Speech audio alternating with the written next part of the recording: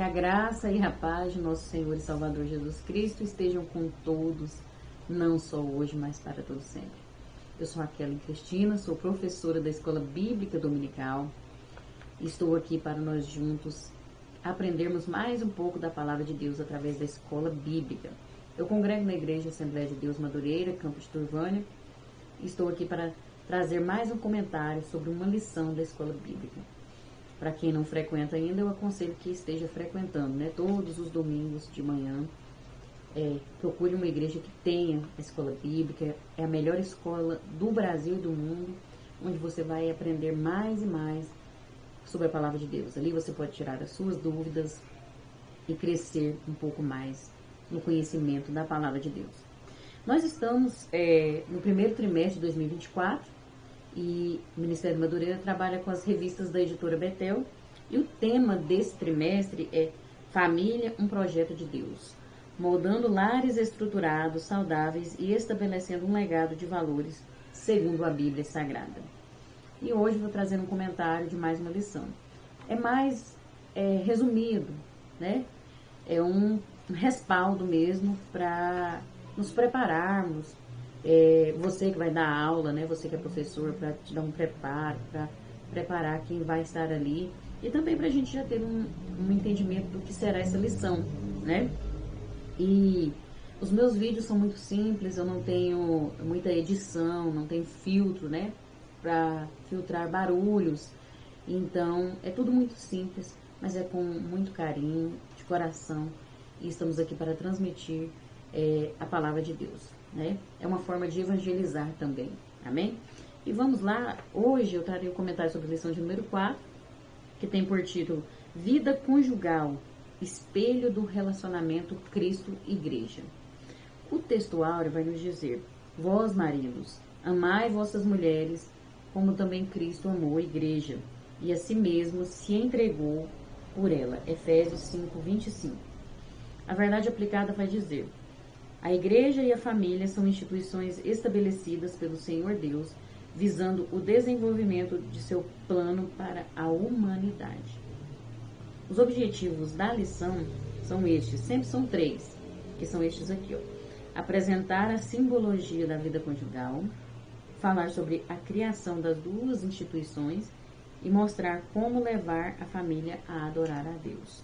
Os textos de referência se encontram em Efésios, capítulo 5, os versículos do 24 ao 27 e o versículo 29. Mas eu te aconselho que você leia todo o capítulo 5 de Efésios, também as leituras complementares, se você tem a revista. Se não tem, procure na internet o título da lição, que você vai encontrar vários sites que tem toda a lição ali, e tem as leituras complementares, que é uma para cada dia da semana, né? Começando no dia de hoje, na segunda-feira. Então, não deixe de estar estudando aí a palavra de Deus, sempre em oração, falando com Deus, para que Ele te dê um melhor entendimento, uma iluminação daquilo que Ele quer falar. Amém? E os textos de referência diz assim: de sorte que, assim como a igreja está sujeita a Cristo, assim também as mulheres sejam em tudo sujeitas aos seus maridos.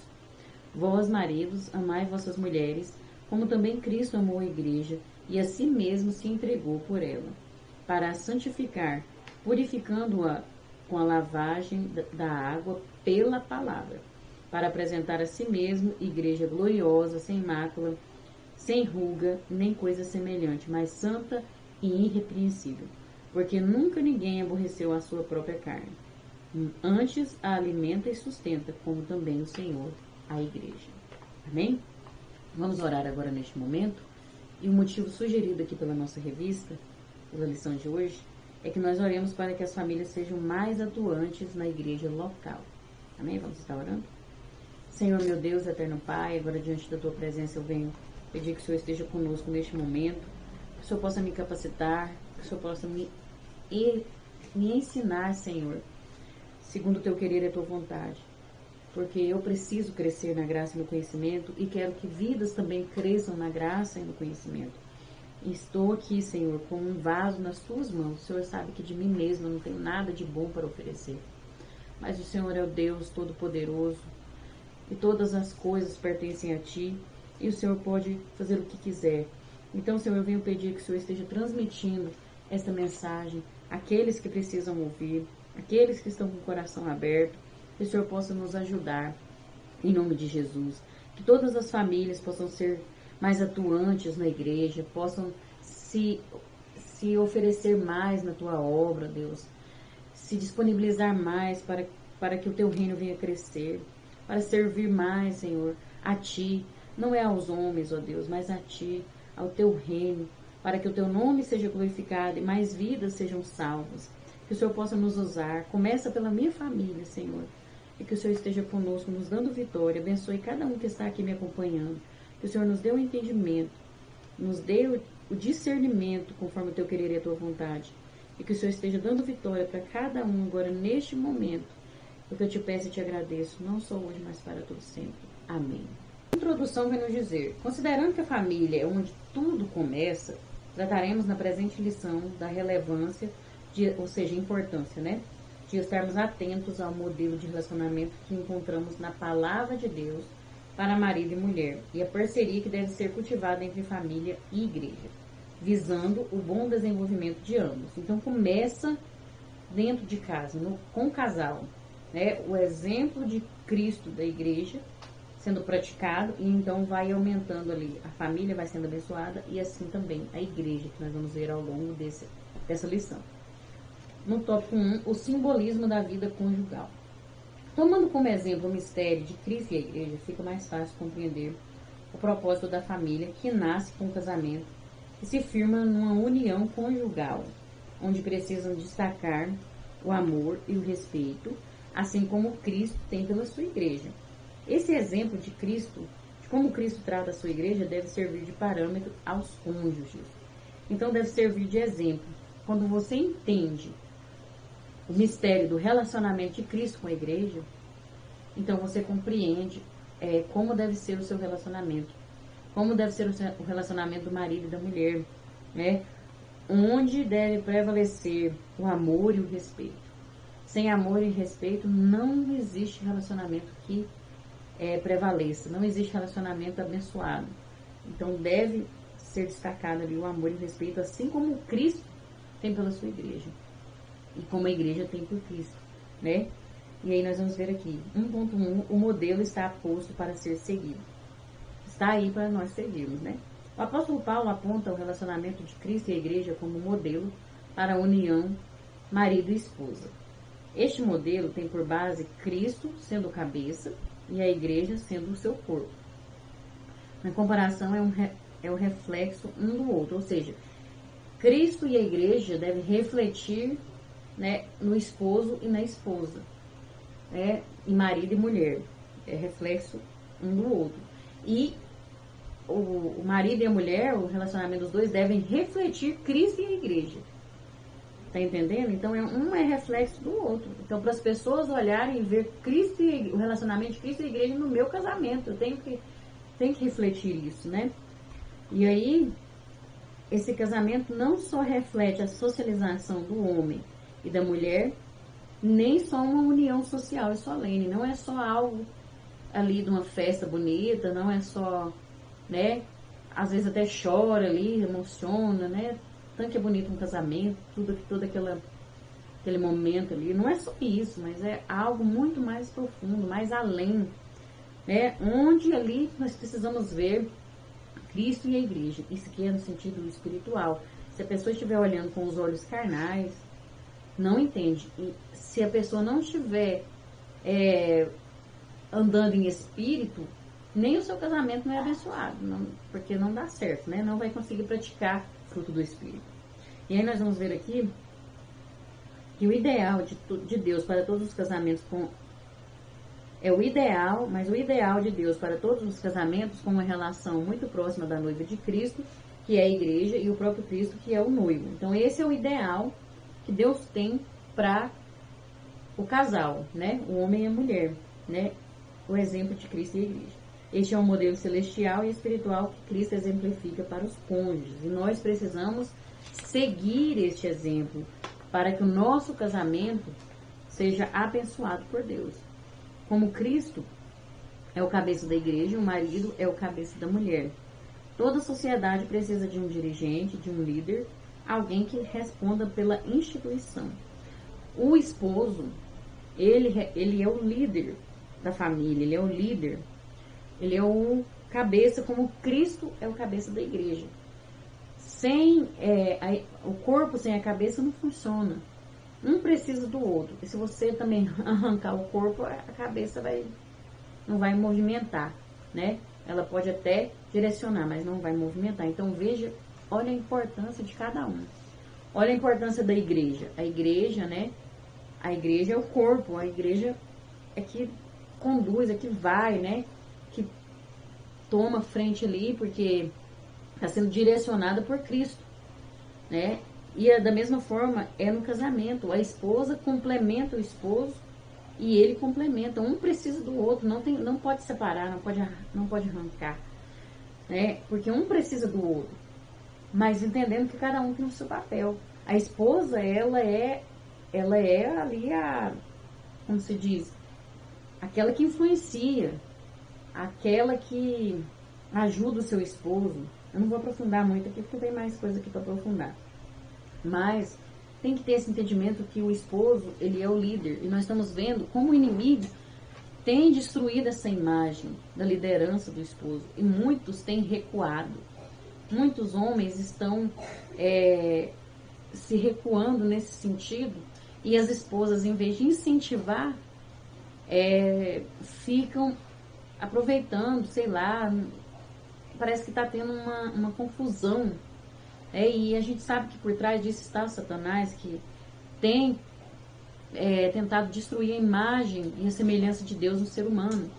Porque quando nós saímos dos princípios de Deus, essa imagem e semelhança é destruída. E o inimigo quer fazer isso de todo jeito. Então nós precisamos seguir esses princípios, porque nós vamos ter sucesso. Os princípios de Deus, ele faz bem. Você pode ver que quando a mulher, ela toma frente, ela faz o papel do esposo, ela fica sobrecarregada. Ela sente exaustão. Nós vemos tantas crises de ansiedade. Tanta exaustão. As mulheres estão dessa forma. E os homens estão se recuando. Porque o inimigo está fazendo isso na sociedade. E nós precisamos permanecer firmes nos princípios da palavra de Deus. Então, o marido precisa tratar bem a sua esposa como Cristo trata a sua igreja, né? E não pode tratar de forma áspera, nem de qualquer jeito. Ele é responsável por sustentar, por alimentar a sua mulher. Ele é responsável pelas provisões domésticas, espirituais. A responsabilidade maior é sobre ele desde Adão. Adão foi cobrado mais do que a mulher, do que Eva, porque a responsabilidade maior era sobre ele. Então, a gente tem que entender isso, que existe essa realidade. Quando você tem o temor do Senhor, você entende. Quando você vive os princípios de Deus, você está servindo ao Senhor verdadeiramente, você entende. E aí precisa haver isso. E como Cristo se entregou pela igreja, o marido tem o dever de se entregar pela sua esposa a fim de fazê-la feliz. Ele tem que dar o seu melhor para que ela seja feliz, para que ela se sinta amada, para que ela se sinta bem, para que ela esteja... E não é assim vaidade, mas é no coração, lá por dentro, né? E é o papel do esposo. Ele precisa fazer isso, né? Dar o seu melhor. Se entregar é dar o seu melhor. É com todas as suas forças, né? Se sacrificar muitas vezes. Tanto o homem como a mulher precisa ter sacrifício, nós vamos entender isso. Então precisa haver isso. Precisa seguir este exemplo de Cristo e a igreja. E aí a gente precisa aprofundar mais nesse assunto, ter um entendimento para que a gente possa viver isso. Porque senão a gente não consegue, né? No 1.2, o amor e o respeito firmam o casamento. Assim como Cristo ama a sua igreja e a sua igreja o reverencia, assim também o marido deve amar a sua mulher e a mulher deve reconhecer e respeitar o seu marido na sua posição como líder espiritual. Uma coisa que nós precisamos entender é que tudo isso aqui que é ensinado, que isso aqui, a base é bíblica, é dentro da palavra de Deus. Tudo isso aqui a gente precisa olhar com a visão espiritual. A gente não pode olhar como o mundo olha. A gente não pode olhar como a nossa carne olha, mas com um olhar espiritual. Porque todas as coisas da palavra de Deus não é como as coisas desse mundo. Até o linguajar que a Bíblia tem é diferenciado. Então a gente não pode comparar as coisas que Deus ensina da palavra dele com as coisas deste mundo. Como nós vemos as pessoas vivendo neste mundo. Então é espiritual. Deus, ele não é como nós. Então nós precisamos ter uma visão espiritual e ter um discernimento para a gente poder entender a palavra de Deus, né? Não olhar com o nosso coração enganoso, a nossa carne, mas com uma visão espiritual, com discernimento, né? E aí nós vamos entender que aí a mulher deve reconhecer e respeitar o seu marido na sua posição como líder espiritual. Como a igreja está sujeita a Cristo, a mulher está sujeita ao marido, em amor, respeito, cooperação, consideração na sua missão. Os dois não estão segurando um cabo de guerra para ver quem é mais forte, para ver quem tem mais direitos, para ver quem tem que aparecer mais que o outro, não. Para ver quem é mais bonito, não. Os dois precisam andar juntos, estão no mesmo barco, estão caminhando juntos, estão no mesmo objetivo, que é formar uma família, que é manter aquela família, que é estar dando exemplo e glorificando a Deus. Então tem que ter a mesma missão. Ser submissa é estar debaixo da mesma missão, é estar no mesmo propósito, caminhando juntos, um querendo o bem do outro, um querendo fazer o outro feliz, né? E sem respeito, sem amor, não tem como acontecer. Precisa existir o amor. E o amor não é só um sentimento, vai muito além. É uma escolha, uma decisão que você faz. E a Bíblia vai falar sobre o amor, 1 Coríntios, né? Capítulo 13, o amor é sempre paciente e bondoso. O amor não gosta de injustiça, mas se alegra quando a verdade triunfa. Não se porta inconveniente ou de forma indecente. O amor não exige que se faça só o que ele quer, nem é melindroso. Se você amar alguém, será autêntico. Você será genuíno para com ele, custe o que custar, você vai ser sincero. Não é aparência, não é para mostrar nas redes sociais, mas é algo verdadeiro. É algo que você e seu esposo precisa saber, ninguém mais. Sempre acreditará nele, sempre esperará o melhor dele e sempre se manterá em sua defesa. Quando você ama, você não sai falando mal do seu companheiro, da sua companheira, você defende ele, mesmo que esteja errado. Aí em casa você fala, ó, aquele negócio lá, né, tava errado, hein? Mas não na frente das pessoas, não na frente dos filhos. Você respeita, você ama. O amor tudo sofre, tudo crê, tudo espera e tudo suporta. Então, a primeira coisa que precisa é o amor e o respeito. Precisa existir isso para que o casamento seja firmado, esteja alicerçado, né? E aí vai ser um exemplo para as pessoas, vai refletir a glória de Deus. E no 1.3, a sujeição se estabelece no temor do Senhor. Sujeição vem do grego hipotássio, que significa subordinar-se, submeter-se ao controle de alguém, render-se à admoestação ou ao conselho de alguém. Só com temor e amor a Cristo podemos suportar e sujeitar um ao outro. Se você não tiver o amor e o temor a Deus, você não entende o que é submissão. Você não entende o que é se sujeitar. Você não entende o que é isso aqui. Porque isso aqui não é como o homem quer. Não é um autoritarismo, mas é no Senhor, é com amor. É algo espiritual que vai muito além do que a gente imagina. Então você tem que ter o temor a Deus, tanto para praticar como para entender, né?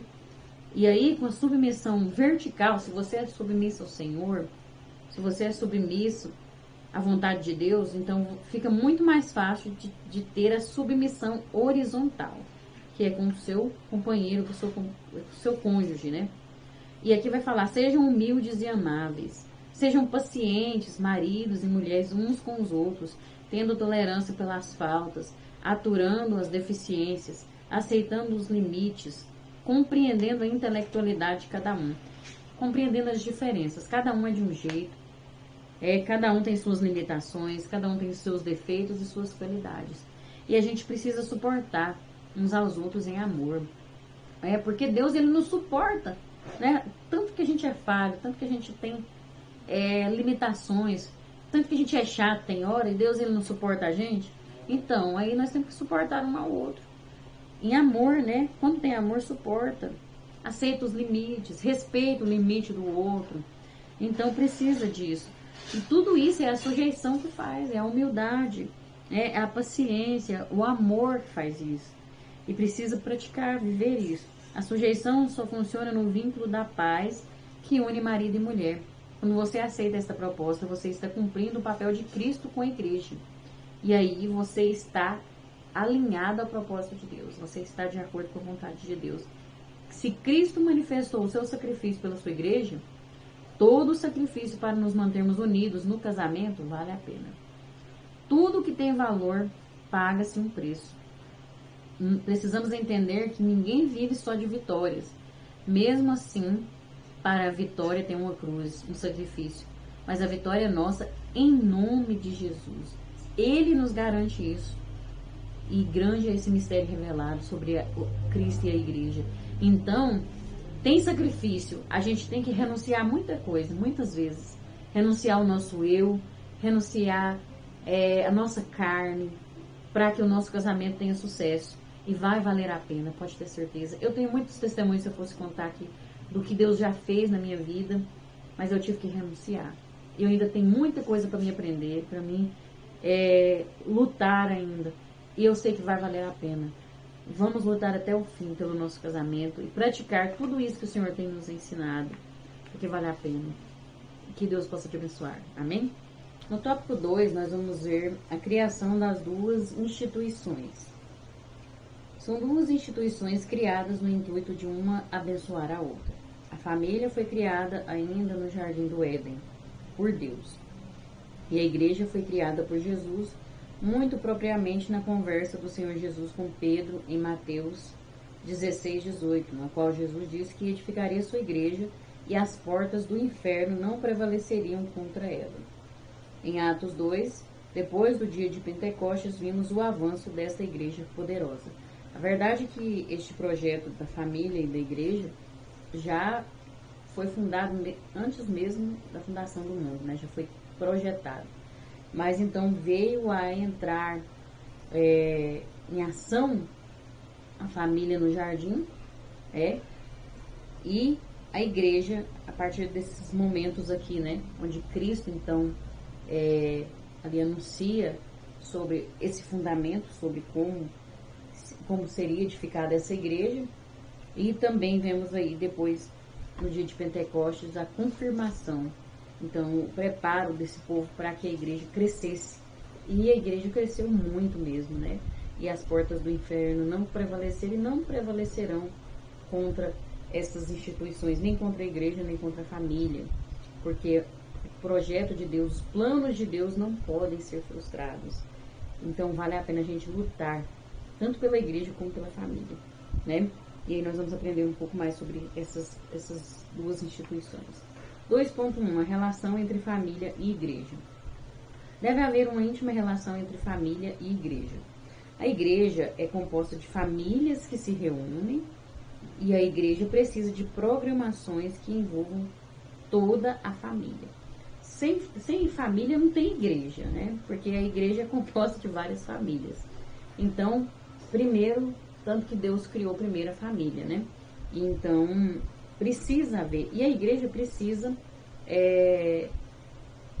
pensar em abraçar, em receber a família. Não é só os adultos, mas também as crianças, os adolescentes, os jovens. Todos precisam ser abraçados, ser alcançados, né? Então, porque a família não é só o pai e a mãe, não é só a criança, não é só o adolescente, mas é um conjunto. Então, precisa haver programações que envolvam todos. As famílias precisam preservar a igreja, ajudando a mantê-las de portas abertas. Em que sentido?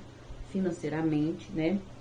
Porque a igreja precisa dos recursos, do dízimo que entra, quando a gente entrega o dízimo, para a manutenção da igreja, né? Porque ali tem uma água, tem uma energia que precisa ser paga, tem bancos, tem instrumentos, tem móveis.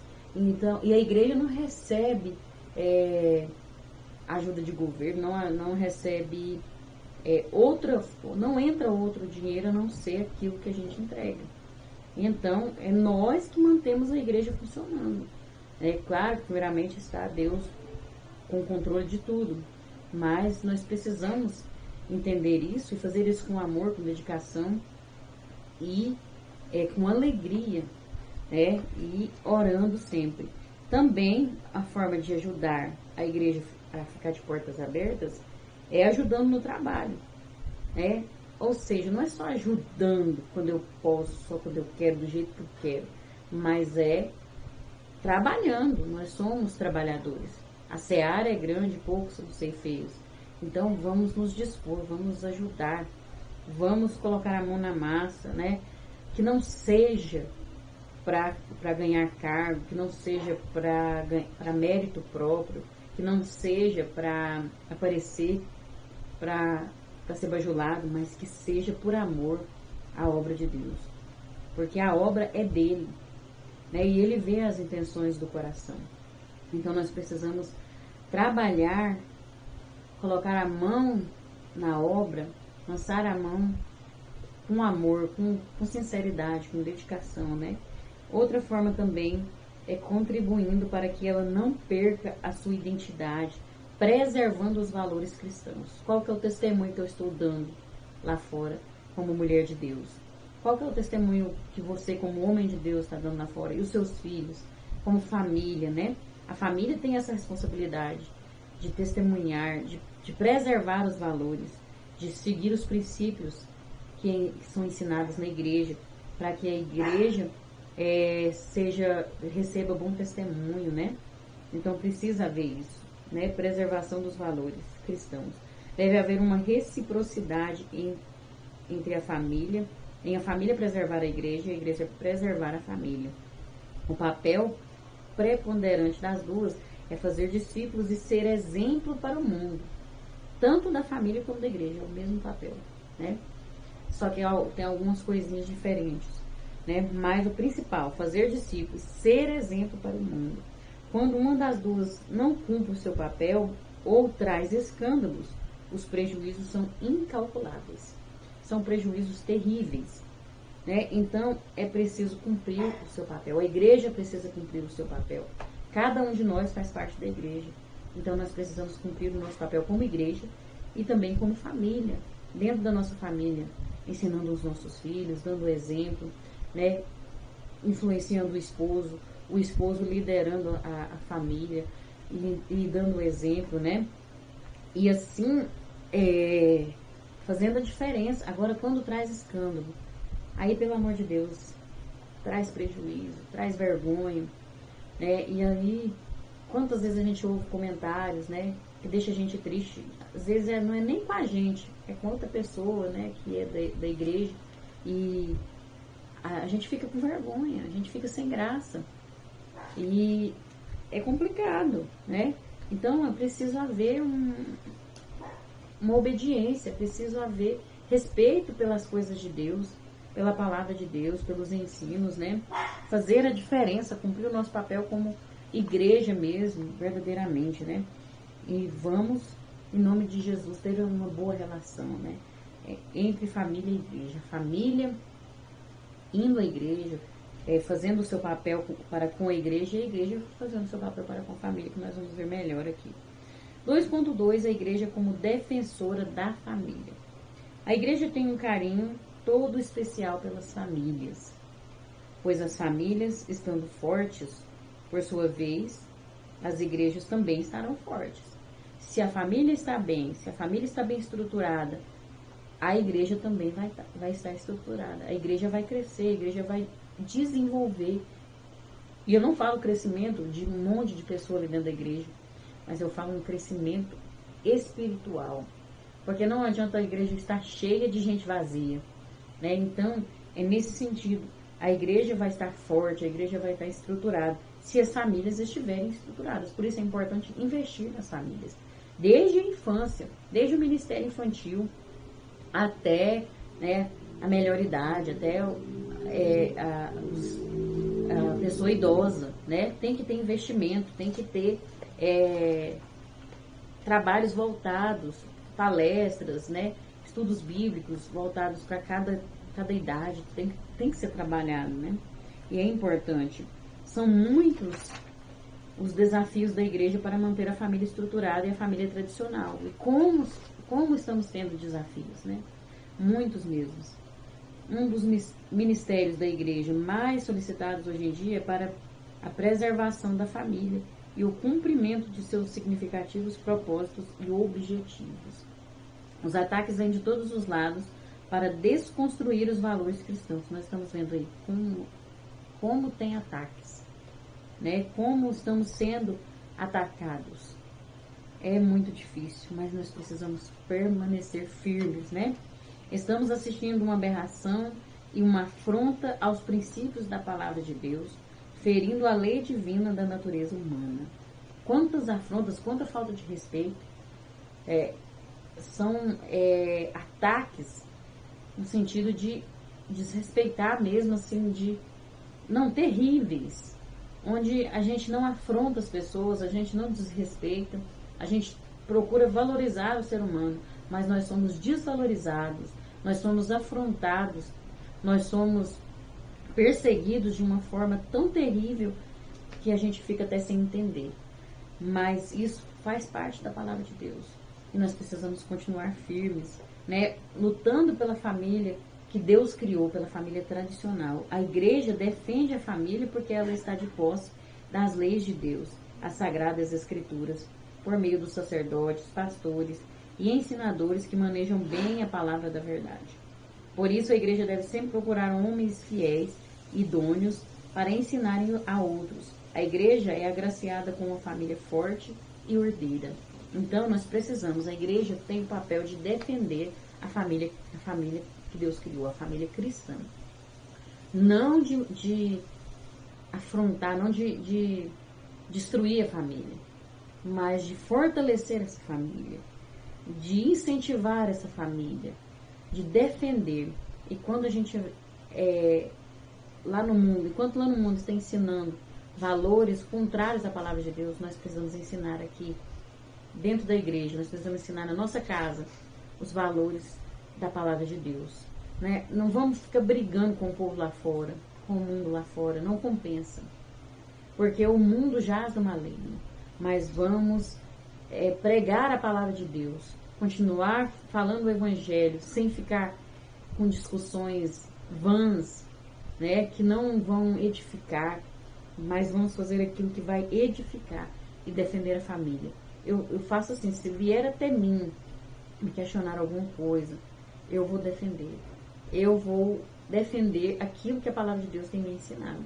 Mas eu não afronto ninguém, eu não saio nas redes sociais brigando com todo mundo, no sentido dessas coisas que a gente tem visto contra a família, né, tradicional.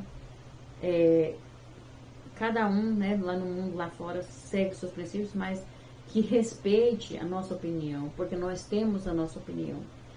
E, infelizmente, o mundo não tem respeitado. Nós não podemos ter o direito de dar a nossa opinião. Mas isso faz parte da palavra de Deus, né? Porque Jesus está às portas. E isso faz parte, mas vamos permanecer firmes naquilo que o Senhor tem nos ensinado, naquilo que a palavra de Deus nos ensina. E vamos continuar amando uns aos outros, amando todas as pessoas. Todas as pessoas. Jesus ama todos igualmente. Jesus morreu na cruz por todos. Basta a pessoa querer. Ele ama o pecador, ele só não ama o pecado. Ele não ama aquilo que eu faço de errado. Ele me ama, mas o que eu faço de errado ele não ama. Então, eu preciso permanecer naquilo que ele tem me ensinado, naquilo que ele quer que eu faça, porque é o melhor para mim. A Bíblia fala que o meu coração é enganoso. Eu não sei o que é melhor para mim, muitas vezes. Então, eu preciso seguir a palavra de Deus, porque ela sim me mostra o que é o correto para a minha vida.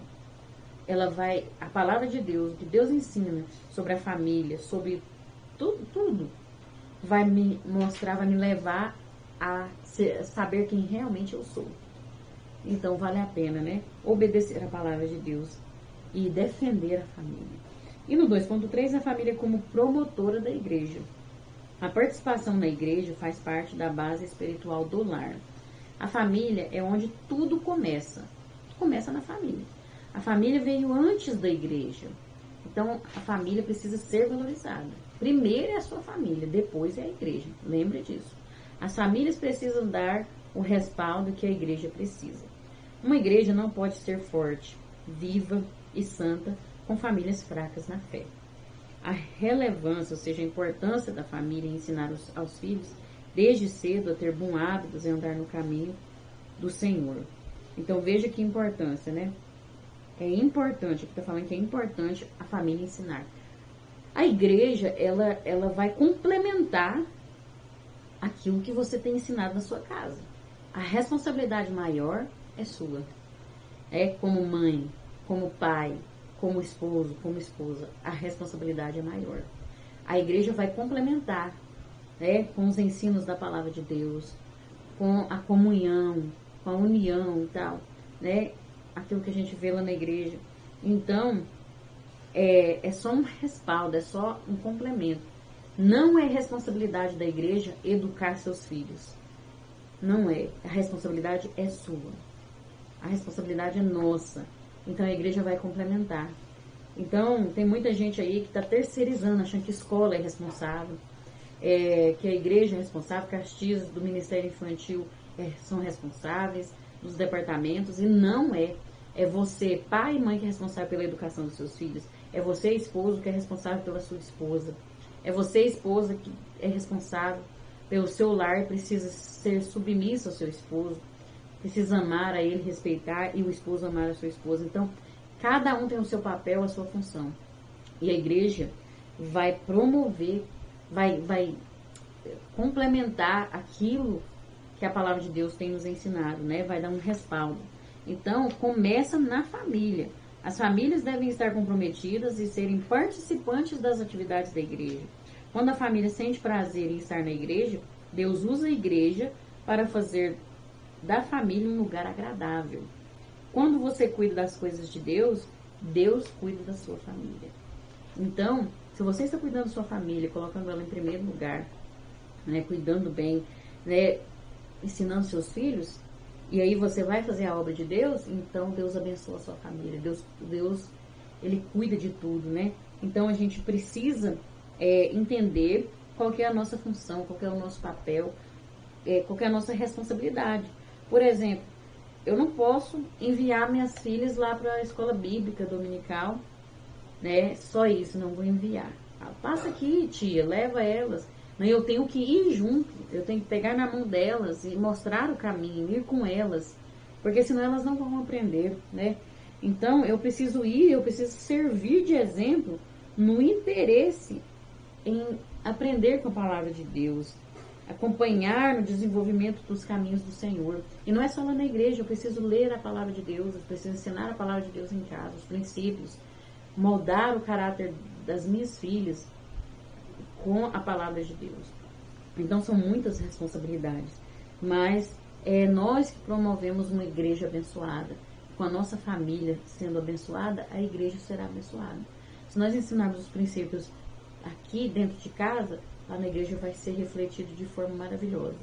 Então é um trabalho em conjunto, né? Precisa haver da igreja com a família. E a igreja precisa respeitar esse princípio. Precisa respeitar que quem educa, quem molda caráter é a família, né? E não a igreja. Então precisa haver um consentimento, um entendimento de ambos os lados. E assim todos nós seremos mais abençoados. Amém? No tópico 3 nós vamos ver levando a família a adorar a Deus. O culto é uma verdadeira oportunidade de a família estar junto para adorar o Senhor na beleza da sua santidade. O culto leva a família, além da adoração e devoção, à oração e agradecimento pelas dádivas recebidas, como também para clamar por outras situações peculiares que acontecem dentro da família, né? Para interceder, para clamar, para buscar a Deus. 3.1. A igreja é um ambiente para aliviar as tensões da vida. É para ser um ambiente assim. E aí nós vamos aprender mais um pouco aqui. Pela pregação da palavra de Deus, inspirada pelo Espírito Santo, as palavras do pregador, do pastor, de quem estiver ali ministrando, entram no coração das pessoas que aprendem que no mundo terão aflições, como disse Jesus em João 33, mas dando o refrigério necessário quando diz: em mim tenhais paz, mas tende bom ânimo, eu venci o mundo. Porque Jesus disse: vai ter aflições, mas vocês vão ter paz, porque eu venci o mundo. Vocês vão vencer porque eu venci. Então, lá na igreja, muitas vezes a gente escuta palavras que nos edificam. Todas as vezes, né, que você vai. Todas as vezes que eu vou, eu sou edificada. Por quê? A palavra de Deus, ela é fiel. Não importa quem está ali, se está falando a palavra de Deus, ela é fiel a si mesma. Às vezes a pessoa nem vive o que prega, né? É ruim também, muito ruim. Não tem muita edificação, mas ela ainda, como a palavra de Deus ela é fiel a si mesma, então ela ainda transforma a vida do ser humano quando ela é pregada de forma correta. Às vezes tem muitos que pregam e perdem a salvação, e vidas são salvas através da mensagem dele, mas ele perde a salvação porque não vivia. Mas a palavra de Deus é fiel. Por isso que a gente vai na igreja e a palavra fala com a gente. E a palavra de Deus nos edifica, nos conforta, nos consola. Então é maravilhoso. O próprio Jesus disse: vinde a mim, todos os que estáis cansados e oprimidos, eu vos aliviarei. Olha que maravilhoso quando a gente escuta uma mensagem sobre isso aqui, desse texto aqui. Só de ouvir esse versículo a gente já sente algo maravilhoso, né? Porque a palavra de Deus, ela é maravilhosa, ela transforma. E é ali na igreja que a gente escuta a palavra de Deus. O salmista Davi disse: muitas são as aflições do justo, mas o Senhor o livra de todas.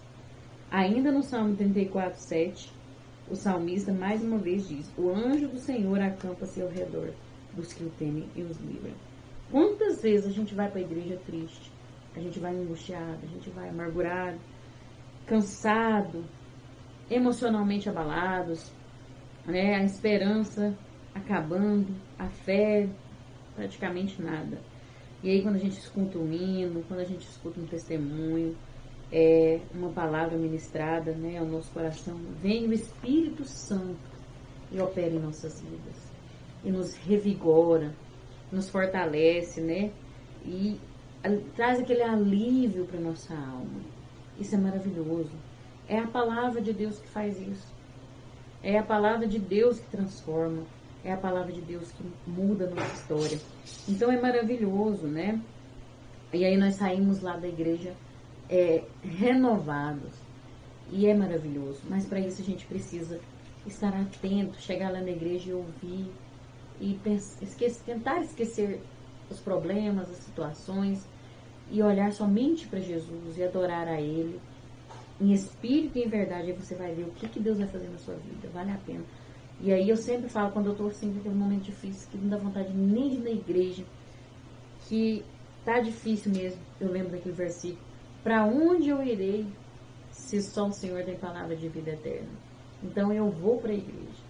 Eu vou mesmo quando está difícil. Às vezes é o Espírito Santo que me arrasta para lá, né? Mas eu saio de lá fortalecida. Porque a igreja é um ambiente para nos aliviar. Para tirar. O momento do culto é esse. Você presta um culto a Deus e Deus faz uma obra na sua vida. Mas você precisa prestar um culto a Deus. Porque se você for lá para ficar reparando na vida dos outros, se você for lá para ficar olhando outras coisas, para ficar conversando, para distrair, você volta pior do que estava. Então, você tem que ir para adorar a Deus, né? E entregar, prestar o seu culto a Deus. E aí você vai ver o quanto vai ser maravilhoso, que você volta com a alma lavada mesmo, né? E no 3.2, a igreja proporciona ambiente de união, comunhão e unidade.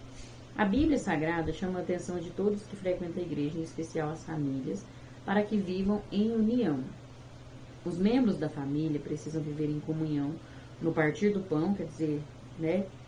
Se um precisa de um alimento, né, ajudar, se um está precisando de ajuda de alguma forma assim, financeira, partir do pão fala disso, né? É tanto no momento de comer junto, como também nas necessidades, né? Então, é no partir do pão, nas orações, né? Estar sempre orando. A gente pensa que não é importante quando tem oração na igreja que a gente precisa ir, e é muito importante aquele momento ali onde a igreja tem um culto de oração. Vai ficar tantas horas, sei lá, tantos minutos de oração ali, toda a igreja. É muito importante esse momento. A gente pensa que não é, mas tem uma importância diferenciada. Então, tem que ter essa comunhão, né? Comunhão é estar em comum, estar com o mesmo objetivo. Então, se o objetivo é orar, então o objetivo tem que ser cumprido, né? Por todos.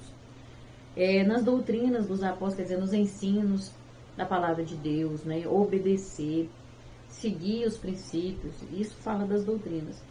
E participar da ceia do Senhor juntos no mesmo espírito, em memória de tudo que Jesus passou por nós. O culto de ceia tem que ser um momento para lembrar do que Jesus fez. E na verdade a gente tem que lembrar todo dia. Mas aquele momento é um momento, nossa, que nós estamos todos juntos ali. E nós estamos ali porque Jesus morreu por nós.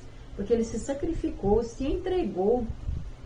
E aí nós temos que ser um momento de gratidão. Um momento de gratidão a Deus. Porque se não for um momento de gratidão, o culto fica pesado, o culto fica estranho, né? E tem que ter essa comunhão, né? Infelizmente, muitas igrejas não estão tendo comunhão mais, não estão tendo assim, não estão com o mesmo objetivo, né? As pessoas estão muito egoístas, muito individualistas, e parece que a glória não é para ser mais de Deus, né? A glória é para si mesmo. Muitos estão querendo aparecer mais que os outros, vão por costume, né? Mas o objetivo, a comunhão, é fazer com que o nome de Deus seja glorificado, que Ele apareça, que Ele cresça e nós possamos diminuir. Então, quando não está com esse mesmo objetivo, infelizmente, a igreja não vai bem. Então, é preciso, né, cada um de nós examinar nós mesmos e ver qual que é a minha real intenção, qual que é meu real objetivo, né? Então precisa ver isso e lembrar de tudo que Jesus passou por nós, né? E ser gratos, valorizar o que Jesus fez, né? E cumprir aquilo que ele nos ordenou. O ide, né? Pregar o evangelho a toda criatura, ganhar vidas para o reino de Deus e nos preparar para o arrebatamento. Os irmãos também precisam procurar guardar a unidade do Espírito no vínculo da paz. Nós somos um em Cristo Jesus. Nós somos um só corpo. Então, se um membro machuca, se um dedinho que machuca, todo o corpo sente. Mas muitas vezes a gente, um dedinho machuca, a gente quer jogar ele fora, quer arrancar ele. Né? E aí é onde está o perigo. Né? A gente tem que cuidar daquele membro para que o corpo não sofra. Né? Cuidar daquela ferida ali, mas não tem como separar ele do corpo. Você tem como, se você machucou seu dedo, sua unha, se você arrancar ele, jogar fora, você vai fazer uma ferida maior. Então vai doer, vai demorar mais para sarar. Então, ele não sai do corpo, ele faz parte do corpo. Então, nós precisamos manter essa unidade, uns pelos outros, tendo essa paz que a palavra de Deus nos ensina, amar um ao outro, olhar para o outro, não assim, nossa, né? Como se a gente fosse superior, como se a gente não errasse, como se a gente fosse perfeito, mas olhar com humildade, olhar como Jesus nos olha, com o olhar de Jesus. Jesus diz para nós amarmos aos outros como Ele nos amou. Então, não é fácil, né? Viver em união, em comunhão, manter a unidade, não é fácil, mas a gente precisa fazer esse sacrifício. A gente precisa esforçar, porque é um sacrifício, porque é uma luta contra a carne. Porque a nossa carne, ela quer para si, ela quer aparecer, ela quer crescer, ela quer a glória, o eu quer falar mais alto, né? E aí a gente tem que humilhar, renunciar, descer do pedestal, né? Ser manso e humilde, assim como Jesus foi. Né? Jesus, ele veio não para ser servido, ele veio para servir, para dar um exemplo para nós. Então nós temos que servir um ao outro. Olha, irmão, o que você está precisando? Né? Se compadecer, se colocar no lugar. Se fosse comigo, se fosse eu. Pedir perdão. Ou seja, é difícil, eu vou te falar, não é fácil, não. Tem gente que acha que ser crente é fácil. Falar que é crente é fácil, eu quero ver viver o que a palavra de Deus ensina. Não é fácil, mas nós precisamos fazer isso. Né? O mundo não tem o que nos oferecer, mas ainda temos a igreja do Senhor Jesus que nos ampara e nos proporciona essas 3 palavras edificantes: união, comunhão e unidade. Como que as pessoas lá fora estão vendo a igreja? Será que as pessoas lá fora estão nos vendo como alguém que pode confiar? Como um hospital para curar as suas feridas? Será que nós estamos dando esse exemplo? Será que nós estamos abraçando as pessoas que vêm até nós, que precisam de um apoio, que precisam de uma mão estendida, que precisam de oração?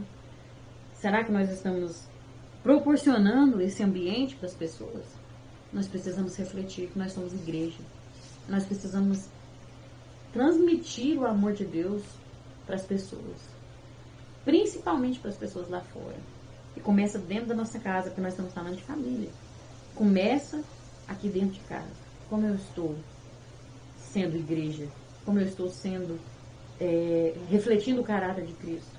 Eu estou amando, eu estou perdoando, eu estou vivendo isso? Precisamos refletir, né? E aí nós vamos poder dizer: alegrei-me quando me disseram, vamos à casa do Senhor. E incentivar outras pessoas a dizer isso também, né? Que maravilha. 3.3, a igreja é promotora da paz e de instrução para a santidade. Os membros da igreja são instruídos pelos ministrantes da palavra de Deus, que deverão viver em paz e procurar a santificação, sem a qual ninguém verá o Senhor. Vocês sabem que santificação não é ser perfeito, não é a perfeição, mas é você viver uma vida diferente do que o mundo vive, de acordo com os princípios da palavra de Deus. A santificação é você se afastar do pecado, é você tentar viver uma vida de acordo com a vontade de Deus, é você tentar andar em espírito e não praticar as obras da carne, né? Então isso é se santificar. E se alguém falar assim, você parece um santinho e tal, né? A gente gosta de falar isso achando que a palavra é perfeição, e não é. Meu Deus, as pessoas não entendem. Santificação é uma coisa, perfeição é outra. Perfeição só Deus consegue, né? E a santificação é bem diferente. A gente viver diferente das pessoas do mundo. Se as pessoas mentem, eu não vou mentir. Se as pessoas roubam, eu não vou roubar. Se as pessoas brigam, eu não vou brigar. Se as pessoas maltratam, eu não vou maltratar. É o contrário, na contramão do mundo.